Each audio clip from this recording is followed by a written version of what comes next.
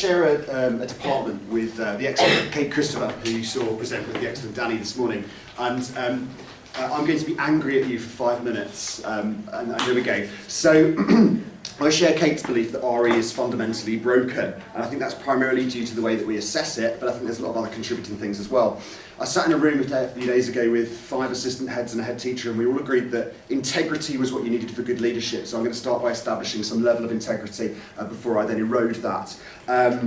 Joined the local SAC race, set up an RE network, got 85 members in that, did a master's in education, became an AST, tried to do all the things, immersed myself in theory, tried to do all of the things that would create good RE in my school. And I think that we've created good results, but I don't think we've created good RE.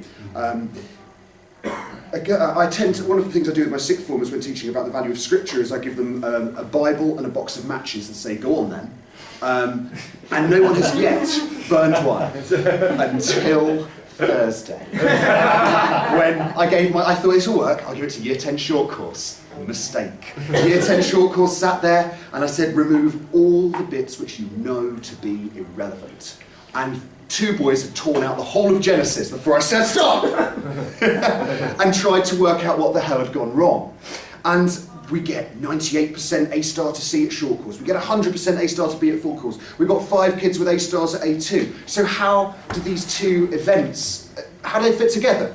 And so I started digging, and the last few days I've been digging, and here is my anger. Firstly, this, if you haven't seen it, go and see Michael Landy's excellent Saints Alive at the National, and in the interview, he explains why it is that he's taken kind of classics and turned them into mechanical, sort of masturbatory, self-abusing things, and he said it's 10 years of bad RE.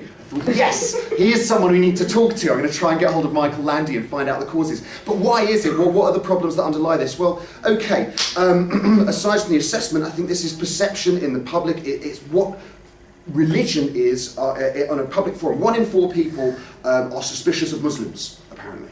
And 13% of people are suspicious of Christians.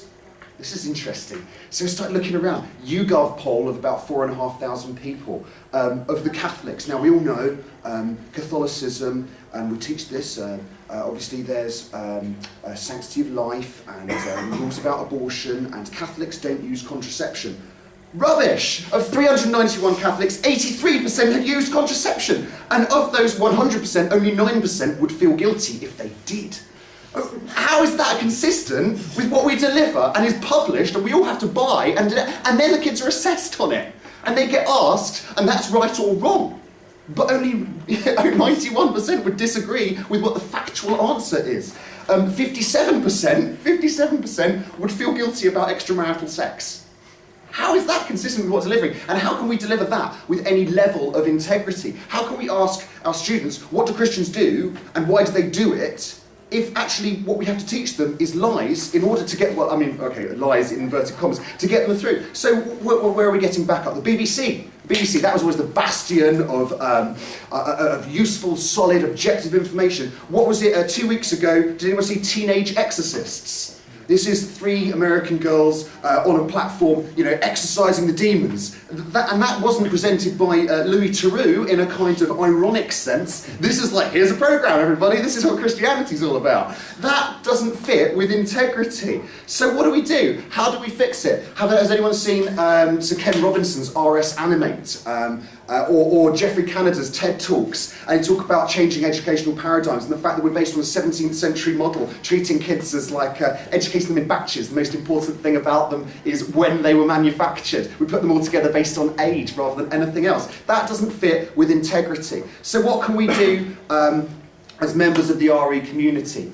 I was talking when I try and teach about the topics which I get pigeonholed into, religion and relationships, maybe religion and inhuman relationships would be a better title for this. But one of my boys said, but sir, don't you think what's important is when I went to Pitsea Market and I could hear this screaming from the back, and it was this evangelical church where they were beating a boy to exorcise the demons. I said, well, yeah, and then that's what we talked about for an hour. But that's where the relevance is, that's where the integrity is, that's reflecting what's going on in the world, not what OCR, AQA, EdXL, put onto an exam paper, then create a textbook which gets updated every 4 years. You saw some pictures from some of the textbooks this morning. They're not old textbooks. Well, some of them were.